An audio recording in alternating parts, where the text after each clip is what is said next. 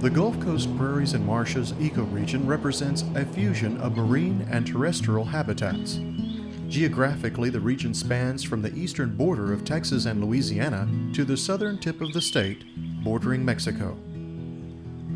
Home to the longest barrier islands in the United States, the Texas Gulf Coast is comprised of sandy beaches and dunes, grasslands, numerous wetlands, and estuaries that provide refuge for a host of aquatic and wildlife species.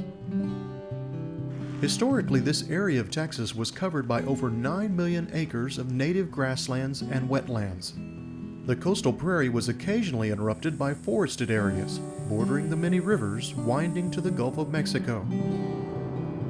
But over time, the human population increased, and the landscape began to change.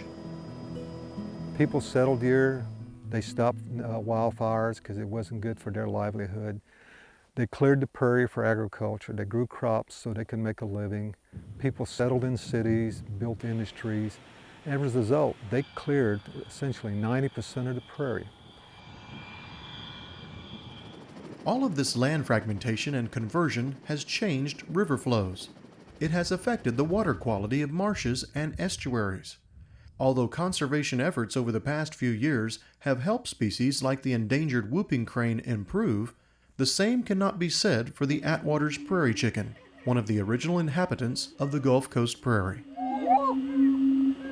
The coastal prairie was the home of the Atwater's prairie chicken. When people first arrived here, there were hundreds of thousands of them.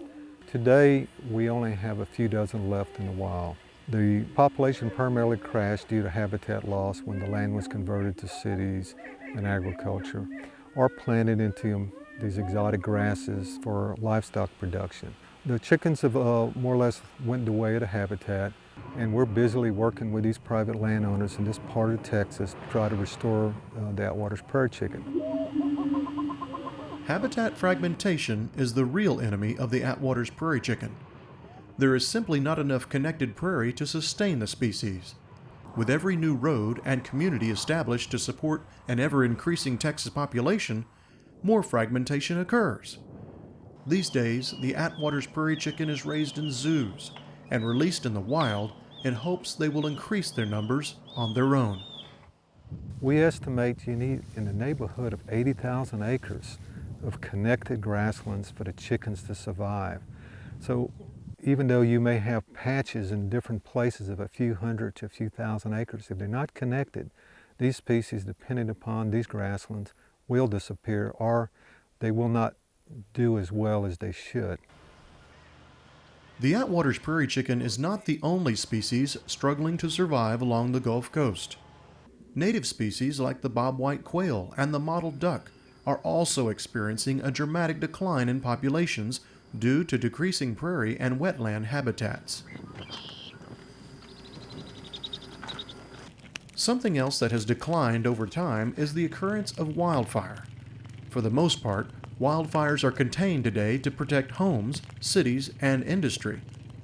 Keepers of the prairie now use prescribed or controlled burns to help sustain what is left of the native prairie habitat.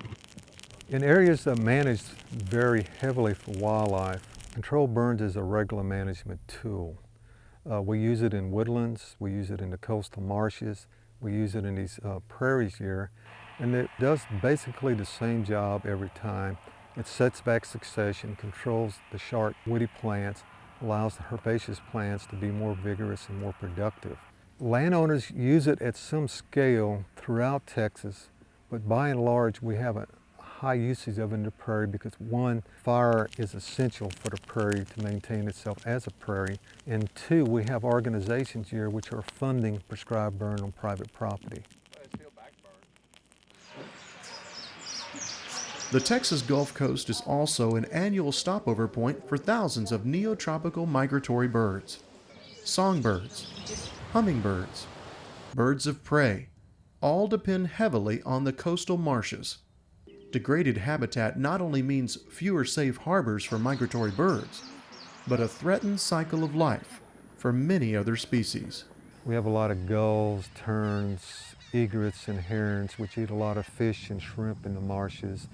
And these marshes are really productive for wetland-dependent wildlife. Most of our waterfowl, most of our fur bearers, and many of our birds depend upon these marshes for their survival. What's happening in Texas, urbanization, industry, taking up huge acres of marshland, we're also creating navigation corridors for our shipping. The degradation of this ecoregion also impacts outdoor recreation, which helps support the Gulf Coast economy. Whether birdwatching or beachcombing, declining habitats mean declining income for the area. Striving to achieve balance for all the needs placed on the Gulf Coast prairies and marshes will be an ongoing process as our population grows. Private landowners will continue to be key players in helping maintain this ecoregion.